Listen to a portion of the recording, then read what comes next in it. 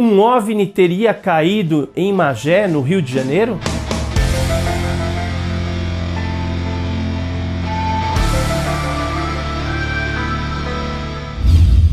Olá pessoal, eu sou o Edson Boaventura Júnior, sejam bem-vindos ao canal Enigmas e Mistérios e hoje, atendendo a pedidos, e foram muitos, nós estaremos falando aí a respeito desse caso que bombou na internet, no Twitter, em todas as redes sociais, que é o fato ou o boato de um objeto, um suposto OVNI que teria caído, teria se acidentado em Magé, no Rio de Janeiro.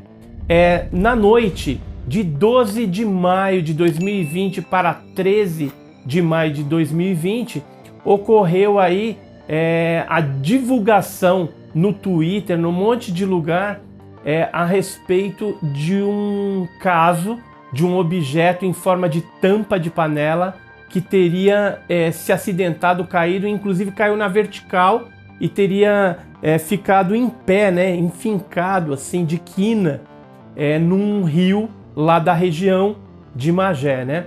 Aí isso daí foi se propagando, muitas pessoas divulgando, algumas pessoas postando vídeos também de supostos OVNIs, objetos voadores não identificados, luzes que estavam aparecendo.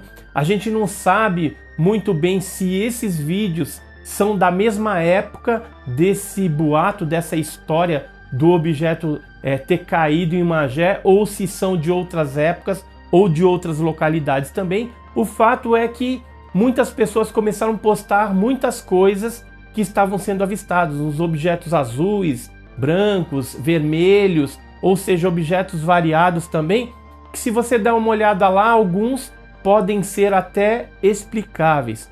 Mas antes da gente falar mais com propriedade sobre esse caso, eu queria falar um negócio para vocês aí. A internet, né, o YouTube, o Twitter, as redes sociais, elas ajudam bastante a pesquisa, mas também, com tristeza que eu falo isso, ela prejudica demais. Porque muitos fake news, muitas coisas aí que não tem nada a ver, começam a ser publicadas e veiculadas na mídia, né? E as pessoas que vão consumindo, que vão lendo, que vão compartilhando, acabam compartilhando muitas vezes notícias falsas, né? E nesse caso, a respeito da queda, vocês já devem estar saturados aí de tanto ver vídeos, informações, áudios também que foram colocados de supostos militares, né? Vocês devem ter visto muita coisa, assim como eu também acabei indo atrás para saber o que estava acontecendo. O fato de eu estar em São Paulo para me deslocar para o Rio de Janeiro é um negócio complicado, mas como eu sou pesquisador de campo, eu entrei em contato com outros pesquisadores de campo do Rio de Janeiro que já estavam programados para ir para lá. E eles estiveram lá, inclusive eu tenho um áudio do Arthur, que ele vai estar dando as suas impressões iniciais. Ele esteve lá agora, na cidade de Magé, entrevistando pessoas, indo nos locais, e ele tem aí informações em primeira mão para dar para vocês. E eu digo que a investigação de campo ela é importantíssima nesses casos, porque você tem que ir em busca de evidências daquilo que se está falando. No caso de Magé, por exemplo, se falaram de helicópteros que estavam aparecendo, que houve um isolamento na região porque os militares estavam bloqueando ali, não deixavam ninguém passar, tal. Tudo isso daí, você indo a campo e investigando direitinho, você vai encontrar os fatos reais, o que de fato está acontecendo.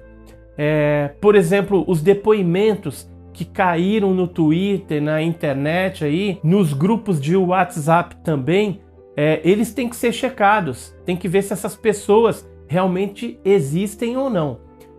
Um dos primeiros áudios que saiu foi de uma pessoa que até agora também nós tentamos ir atrás, tentamos identificar, mas essa pessoa diz que viu a 3 quilômetros esse objeto acidentado, né? E aí comunicou que era verdade e tal, mas é apenas falácia. é apenas a palavra dele, porque ele não apresentou nenhuma evidência concreta desse acidente.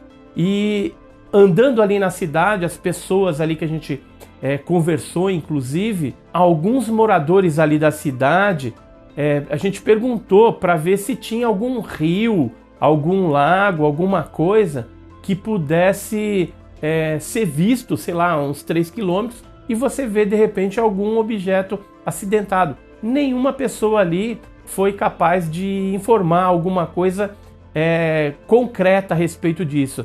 Na verdade, o que existe são muitas informações desencontradas. Você vai para um bairro, por exemplo, de raiz, aí eles falam que não foi ali, que foi em Pau Grande. Aí vai para Pau Grande, eles falam que foi em Raiz, entendeu? E aí outros falam que foi na Imbel. E aí fica aquela coisa, um joguinho, cada um ouviu na internet alguma coisa e vai repassando esse boato ou essa conversa. A gente não sabe se é um fato ou se é uma história com e aí o negócio vai aumentando de tamanho.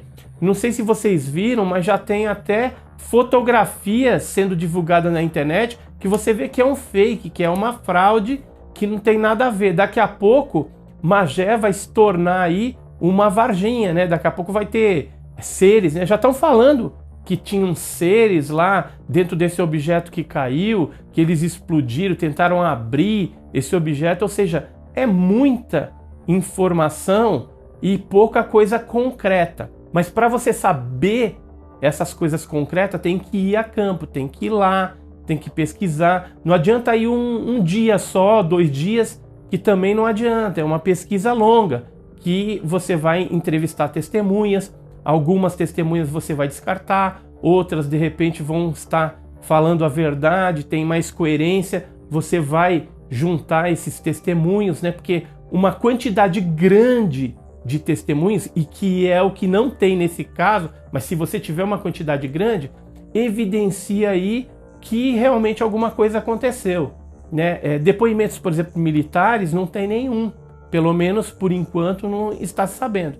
E quando se veiculou na internet toda essa informação de uma queda e tudo mais, a primeira coisa que nós fizemos aqui no Enigmas e Mistérios, no Grupo Ufológico do Guarujá, foi investigar se tinha alguma queda de satélite, lixo espacial, foguete, e nós descobrimos que naquele dia, no dia 12, houve uma queda de um foguete chinês que caiu na África e alguns pedaços dele caiu no Oceano Atlântico. Ou seja, para cair aqui também, não estaria muito longe, dependendo da altura, poderia ter um desvio e de repente cair no Brasil. E lixo espacial cai em todos os dias, né? Então poderia ter ocorrido algo real, né? Caído alguma coisa, algum pedaço desse foguete ou algum pedaço de lixo espacial, e aí alguma pessoa que tivesse visto confundiu e de repente difundiu aí o boato. Mas conversando com pessoas da área, do INPE, que estão inteiradas do Observatório Nacional, lá do Rio de Janeiro mesmo, eles não tiveram nenhuma informação de que algum lixo espacial ou alguma coisa desse tipo tenha caído, nem bólides também ou meteoros. Não caiu nada desse tipo.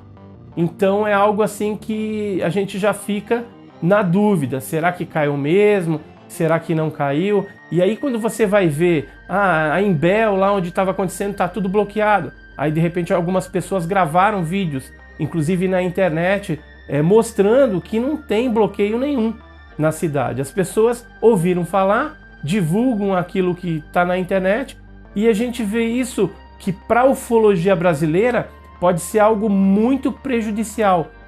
Por exemplo, na época do caso Varginha não tinha internet, não tinha muito celular, essas coisas, então a informação corria mais devagar. Agora a informação corre muito mais rápido, mas infelizmente ela vai contaminada de fake news e de outras coisas aí, que não tem nada a ver com a ufologia verdadeira que nós praticamos, né? Mas para falar com propriedade, e às vezes o depoimento de uma pessoa pode ser importante também, né? As impressões que você tem quando você conversa com algum militar, alguma coisa assim, A gente vai chamar agora um áudio que o Arthur, lá do Rio de Janeiro, é um pesquisador que eu já conheço há mais de 30 anos, pesquisador de campo, já esteve em vários estados pesquisando ufologia de forma criteriosa, utilizando metodologia científica, e ele teve lá com uma equipe no local,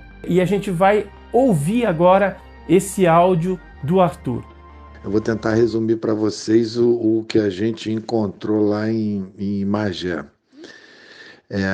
Como vocês devem saber, eu sou Arthur Sérgio Neto, sou aqui do Rio de Janeiro.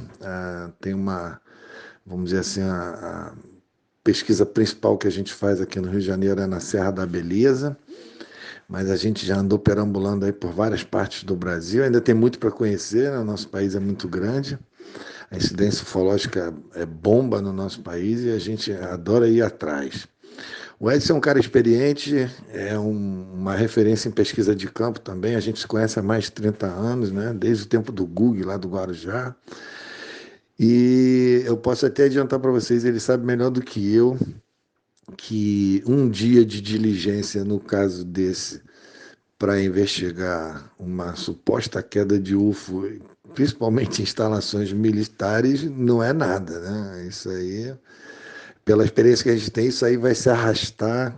Os nossos militares já estão muito bem preparados, já estão escolados, né? Já fizeram escola aí com caso Varginha e tudo mais, e não é fácil.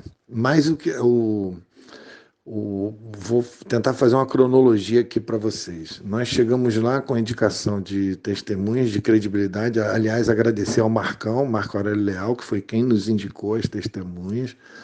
Essas testemunhas, por acaso, foram as pessoas que deflagraram todo esse processo, foram as pessoas que fizeram a primeira postagem e a primeira referência a esse caso e colocaram na mídia, e aí o negócio explodiu, né?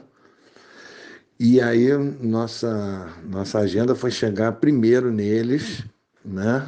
Para que a gente tivesse todas as referências locais, para que eles nos orientassem o que a gente poderia fazer e para colher logo de cara o depoimento deles. Então, são 3 testemunhas de uma mesma família: o Marcelo, que é o pai, a Celeste, que é a irmã dele, e a sobrinha da Celeste, ou seja, a filha do Marcelo, que é a Malu, que é uma cantora de música brasileira, que está fazendo muito sucesso. Qualquer hora dessa vai explodir aí nas mídias, né? A garota tem muito talento, além de ser muito bonita. E aí, o que acontece? Os 3 viram, objetivamente, os 3 viram na madrugada de segunda para terça-feira uma luz vermelha que evoluía na região. Tem que lembrar vocês que a região é como se fosse um vale com montanhas gigantescas. É uma região que já dá uma conotação de ufologicamente correta, porque são montanhas belíssimas, natureza privilegiada, preservada. E esse objeto evoluiu ali pelo vale. É um lugar muito bonito, silencioso, só residências, só tem casas. É um lugar residencial muito gostoso, muito aprazível. E aí, esse objeto evoluindo com 2 helicópteros perseguindo o objeto. Foi o que pareceu para as testemunhas, né? Agora, você imagina o barulho que esses helicópteros faziam ali na região, justamente por ser um vale muito silencioso. E aí ele falou que em determinado momento essa luz vermelha descendeu em direção justamente às tais instalações que ficam bem no sopé dessas montanhas, ali as instalações militares da fábrica lá de material bélico. E aí, quando essa luz descendeu, como se estivesse descendo, ele falou que não parecia estar caindo. Eu indaguei isso. Os helicópteros também foram atrás. E logo depois surgiram outros 2 helicópteros, e aí eles puderam confirmar que não eram 2 helicópteros, eram 4 helicópteros que estavam nessa suposta perseguição. Os 3 confirmaram todas essas informações. A menina Malu tem uma imagem de uma luminosidade saindo por trás da montanha, como se algo tivesse explodido, algo tivesse caído ali. talvez isso tenha gerado toda essa loucura, né, de avalanche de versões diferentes, né, de muitas delas que contaminam, né, que não contribuem, né. Então foi isso, nós coletamos, gravamos, né, fizemos gravações individuais com os três e também um bate-papo coletivo ali. De lá eles nos levaram no local, mostraram a região, mostraram o local onde eles viram toda essa evolução dos helicópteros e tudo mais. É uma região ampla, né, de montanhas, e nos levaram até a porta das instalações militares. Eu confesso que estava bastante apreensivo porque esse rapaz, o Marcelo, já tinha ido lá de manhã e puxou o celular para fazer algumas fotos só da entrada, na portaria, e o segurança meio que botou ele para correr, né? Falou para ele: não tem o que fazer não, meu irmão, vaza daqui e tal. Então eu já fiquei achando que a gente ia ser barrado de cara, ia ser ostensivamente colocado para fora, esse tipo de coisa. Só que quando a gente estava entrando na rua que dava acesso à área militar lá, encostou um carro do nosso lado. Quando eu olhei, o carro estava cheio também. Deu até aquele susto. Quando eu olhei, era um carro de uma televisão de Petrópolis.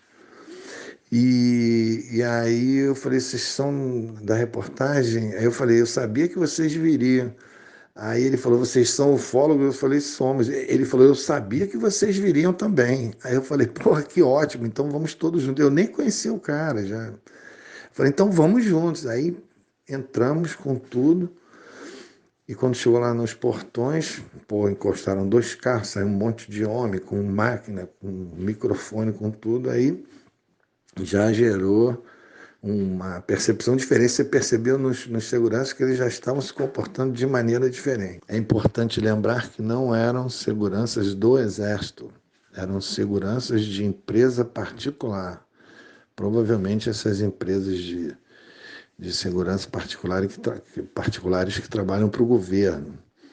Esse é um detalhe muito importante. Nós não vimos nenhum tipo de reforço de segurança, nenhuma nada ostensivo, não tinha nenhuma faixa de isolamento para evitar a chegada de pessoas, não tinha nada que desse a conotação de que existia uma segurança reforçada, né? Uma das nossas preocupações foi, durante todo esse dia, todas as pessoas da região que nós falamos eram pessoas, as moradores, que a gente perguntou alguma coisa, perguntou se viu alguma coisa, nós nos preocupamos em perguntar se elas tinham visto movimentação de caminhões militares ou de carros do Exército, da Aeronáutica na região, uma movimentação ostensiva de carros militares. E todas foram unânimes em dizer que não houve, nem na madrugada e nem na manhã da terça-feira, quando tudo teria ocorrido. Então, isso já, na minha cabeça, já descartou um dos principais boatos, né? Um dos principais, uma das principais informações que estava sendo veiculada, que isso foi uma das coisas que foi mais mencionada nesse episódio. Bom, nós pedimos a autorização para falar com a autoridade máxima lá da base, pedimos para falar com o oficial de dia. A autoridade máxima era um coronel, ele a princípio disse que iria nos receber, mas não pôde, ele nos fez esperar, ficamos esperando bastante tempo, mas ele foi bastante solícito. Aí depois ele informou que estaria numa reunião, que não poderia nos receber naquele momento, que nós aguardássemos, nós aguardamos mais um tempo, e depois no final ele mandou uma assessoria de comunicação do Exército, uma assessoria de imprensa, para nos receber. Aí nós todos nos identificamos com os documentos e entramos nas instalações, mas não entramos, não andamos nem 50 metros dentro das instalações. Logo ali já tinha uma sala, e como se fosse preparada realmente para receber, e rolou uma coletiva, né? Mas como o pessoal da imprensa praticamente estava conduzindo essa coletiva, eles... Eu achei estranho isso. Ele fez 3 perguntas, a mulher respondeu e para ele acabou, entendeu?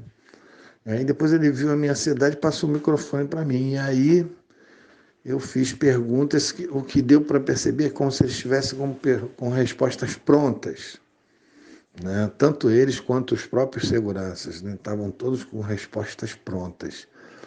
Mas a gente foi e fez algumas perguntas que aí deram uma escorregada na casca de banana. A principal pergunta foi quando eu perguntei sobre os helicópteros. E aí a menina mostrou uma ansiedade, assim, um nervosismo e é uma preocupação em dizer que, não, os helicópteros não tem nada a ver conosco, entendeu? Quando, na realidade, o que ela fez com esse ato? Ela confirmou que houveram helicópteros. Então, porque se ela dissesse, não estou sabendo de helicóptero nenhum, não fiquei sabendo de nada, aí é diferente, mas não. Ela falou, não, os helicópteros não têm nada a ver com a gente.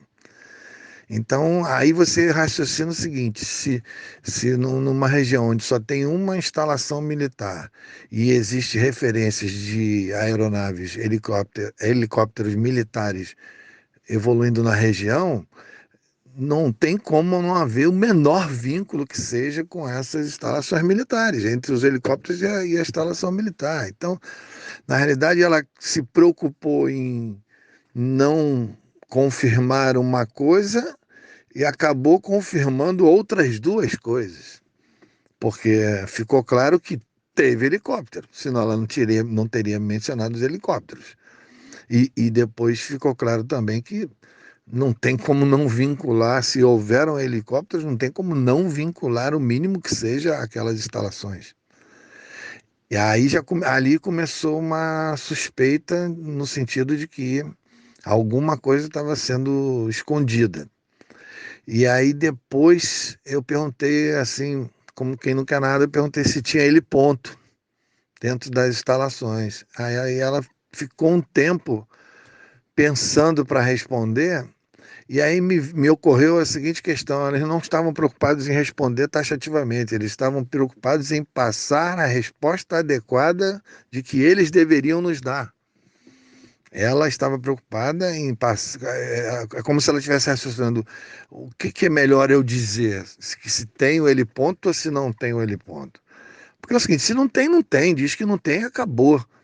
Então ali foram se somando percepções que começaram a botar uma pulga atrás da orelha. Eu falei: não, esse pessoal está. Inclusive, um dos nossos argumentos para que eles nos atendessem é de que seria bom para eles esclarecer tudo isso, porque se não houve nada, não houve nada, esclarece, acaba os boatos e pronto. Ou seja, nós demos até a oportunidade para que eles mentissem. E nem isso, me pareceu que nem isso foi feito, porque eles nem tiveram respostas taxativas e nem trouxeram nenhuma mentira. É como se estivessem preocupados em dar a resposta adequada e não a mentira ou a verdade, não sei. Ficou uma coisa muito confusa. E depois eu perguntei se tinha um lago dentro das instalações, porque são 12 quilômetros de instalações, é importante dizer isso. Se nós tivéssemos autorização para visitar as instalações, coisa que eu nem cogitei, porque imagina uma fábrica de material bélico, os caras vão deixar meia dúzia de ufólogos civis e repórteres perambular com que finalidade, entendeu? Não, eu já sabia que isso não ia rolar. E aí ela também demorou um tempo para responder se tem lago ou se não tem. Tipo assim, qual é a melhor resposta? Tem lago ou não tem? Entendeu? E depois eu perguntei para um segurança e falei: vem cá, tem lago aí? Ele falou: não, tem o rio. Aí eu pesquei que de repente essa hipótese, esse boato de que alguma coisa teria caído no lago, não é no lago, é no rio, entendeu? Então, aí você já começa a ler nas entrelinhas, e aí você. Mas eu achei um clima que trouxe mais desconfiança do que esclareceu alguma coisa, entendeu? Nós temos toda essa coletiva gravada, nós vamos disponibilizar, mas ficou uma sensação nítida de que a gente não tem indício suficiente para afirmar que aconteceu alguma coisa, mas a gente não tem também indícios suficientes para afirmar que não aconteceu alguma coisa, né? Mas como o caso ele já está bastante contaminado, ele está bastante poluído de inúmeras versões, talvez daqui para frente tudo que venha a ser dito, mesmo que seja sério, porque conclusivo eu acredito que não vai rolar. Não vai rolar, os militares já estão bastante experientes o suficiente para que isso se arraste e seja esquecido. Vai virar mais uma lenda aí da ufologia. Mas agora, o máximo que a gente pode conseguir é um número grande e que um número relevante de é, testemunhas fidedignas, testemunhas de credibilidade, né? Testemunhas que a gente possa considerar de alguma forma os testemunhos confirmados, né? Porque à medida que mais testemunhas, ou de movimentação militar, ou de um objeto caindo, ou dos helicópteros perseguindo o objeto, ou de qualquer tipo de estrondo anormal, uma coisa interessante, ela fez questão de nos dizer que as explosões elas são comuns na região e que a população do entorno ali, os vizinhos estão acostumados, já estão habituados a essas explosões. Só que quando nós estávamos saindo lá da região, no final do dia, já indo embora, nós paramos para fazer um lanche na cidade e começaram umas explosões que agora, inclusive, já tem vários vídeos sendo colocados aí na internet. E essas explosões eram de potência muito maior. Aí nós filmamos a reação das pessoas, as pessoas saem. Você tem ideia, uma cena estranhíssima, porque acabou a luz da cidade, as pessoas das lojas saindo, tinham muitas lojas abertas, não me pareceu quarentena naquela região, muita gente na rua e as lojas funcionando normalmente, e aí muita gente ficou sem luz, e muita gente vindo para a rua olhando aquelas explosões com espanto. Nós filmamos a reação das pessoas, nós perguntamos às pessoas se aquilo era comum, e aí a resposta que a gente obteve em sua maioria é o seguinte: as explosões são comuns, mas não desse nível como teve lá na hora que nós estávamos lá. Nós testemunhamos isso, testemunhamos a reação da população. E quando nós já estávamos saindo, por conta de tudo isso, explodiu um transformador ao lado do nosso carro praticamente. Aquele efeito daquela luz da explosão do transformador veio dentro do carro, aqui na minha esquerda. Então, é, me pareceu também que a informação dela não estava de todo correta, porque as informações é de que eles estão acostumados com explosões de menor potência, vamos dizer assim.